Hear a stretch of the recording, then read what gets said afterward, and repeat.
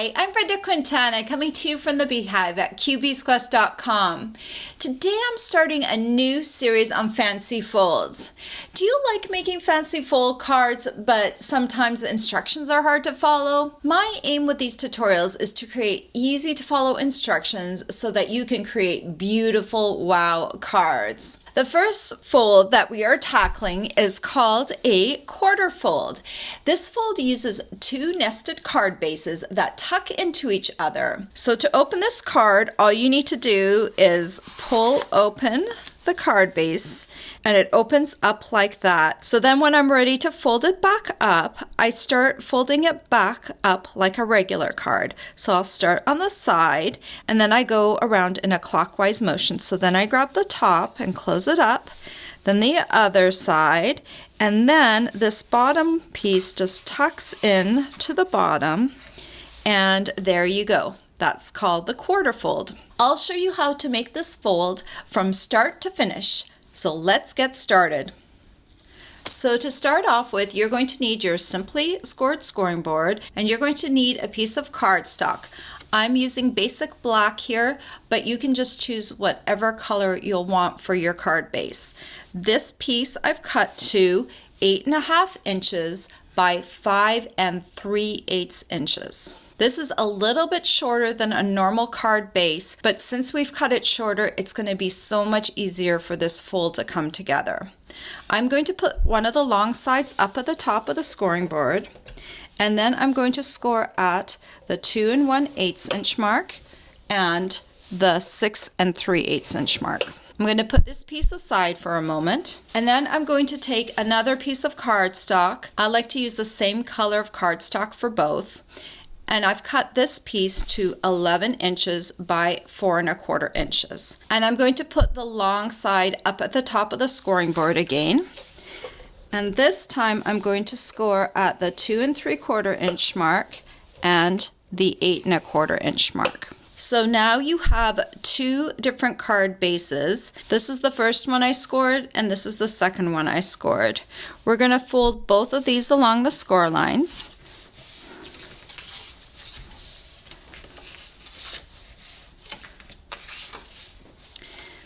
And then I'm going to take the first one I scored and turn it so that it's a horizontal card, and it's going to get glued into the long narrow card. The reason I cut this cardstock just a little bit shorter than a normal card base is so that it doesn't interfere with these side folds when it comes in. If it had been at 5.5 inches, it would have been a little crunchy here on the sides. So now I'm just going to take some Tombow glue and I'm going to add it to the back of this card base. It's important that you glue them in this order because the narrower card base has to go inside of the bigger one. So I'm just going to place this down in here, and you should be able to see that this is just within the score lines here, so that makes it really easy for this piece to come together. When it looks straight, then you're just going to press down and make sure it has been adhered well. The interesting thing about this particular card base is if you use the same color for the bottom and the top, a lot of people won't know that this is actually two card bases that have been glued together. Then before we go ahead and decorate the outside, let's do the inside. Since the front is so cool, we want to do something cool on the inside as well. So I've taken 3 pieces of cardstock. This top piece is a piece of gold foil sheet which measures 5 3/8 inches by 4 1/8 inches. Then I have a piece of Whsiper white that is 5 inches by 3 3/4 inches. And then I have a piece of the Broadway bound designer series paper that is 1 inch by 3 3/4 inches. So then we can just take a little bit of Tombow, just use a very light hand. And I'm just going to run a little bead of glue on my Whsiper white, and I'm going to glue it right to the center of my gold foil sheet. And then we'll take the piece of designer series paper and put a little Tombow on it. And then we can just nest this over to the left side like that. And then this whole piece will get glued inside of this piece. So now you just make sure you center it. And that makes such a pretty inside. Now, when we're folding this piece together, remember how we fold it. We're going to fold it like a normal card base. So we're going to come on the left side and close the card. Then we're going to come from the top. We're working around in a clockwise direction. Then over to the side. And then finally, we're going to fold the bottom in. And all you're going to do is you're going to tuck in this bottom piece into this first flap on the side. And then it's going to come in like that. Now we need to decorate the front. So first of all, you're going to need 3 pieces of designer series paper. I'm using the Broadway bound designer series paper again. And each of these pieces measures 2.5 inches by 1 7/8 inches. So you'll need 3 pieces. So just arrange them how you're going to have them in the card. And then I'm going to need a piece of gold foil sheet, and that's the exact same measurement as these other pieces, 2.5 inches by 1 7/8 inches. And then finally, you're going to need a piece of basic black, and this piece is 2 3/8 inches by 1 3/4 inches. And on this piece, we're going to emboss a birthday greeting. So you're going to need your embossing buddy, and this I'm just going to rub over top of my basic black. This is just going to help keep those stray flecks of embossing powder from sticking to my surface. I'm going to need my Versamark Pad. And I'm going to take a greeting from the Picture Perfect Birthday Stamp Set. And I'm just going to ink it up here in my Versamark Pad. And I'm going to stamp it right here in the center of my basic black piece. Then I'm going to take some gold embossing powder, and I dumped my gold embossing powder into a little container to make it easier for me to capture that excess embossing powder afterwards. So let me just open this up, and this is just a tiny spoon that I use to scoop the embossing powder.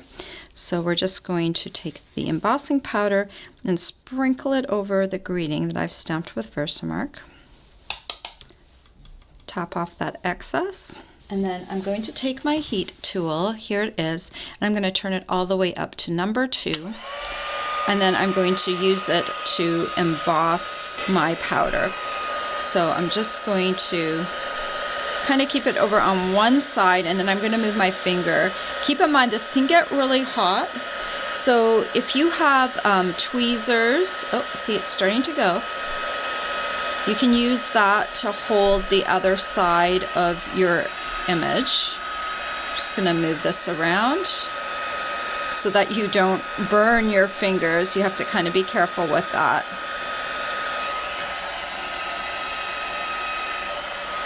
Alright, just make sure everything's melted.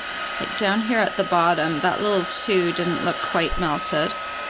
If you hold it up to the light, you can sometimes see if there's some embossing powder that hasn't fully been melted. And so this little piece is going to nest on this gold foil sheet over here. So now we're ready to finish putting this card together. So I'm going to start with this top piece of designer series paper, and I'll just put a little bit of Tombow on it. And you're just going to center each of these pieces of designer series paper in the little rectangle fold that's coming down. I love this paper because it coordinates really well together, but I've done this card with other paper before and it looks just as nice. So this is a really versatile card, and it's great for using up small pieces of designer series paper that you may have. It does tend to look a little better though if you can have paper from a coordinating pack to work with. So I'm coming up on the last square. So before I glue the gold foil square on, let me glue the greeting to the gold foil. And I just gave myself a little bit of a rim, so I have to be careful that it's centered because there's not a lot of room for error here. So it does not look cute. It just really matches nicely with this theme. And I like that this card makes a really good masculine card, and it makes a good card for this time of year because a lot of times I'm not in the mood for flowers this time of year, which is kind of my go-to birthday theme. So it's a nice card for this time of year. So to finish it off, I thought it would just be nice to have a little bit of ribbon. So earlier I tied this bow out of gold metallic edge ribbon, and you're just going to need a mini glue dot. And so I'll just find it on my roll, and I'll stick it right on the knot of the ribbon, lift it off, and then it works perfectly right up here in the corner. And I just love how this card came together.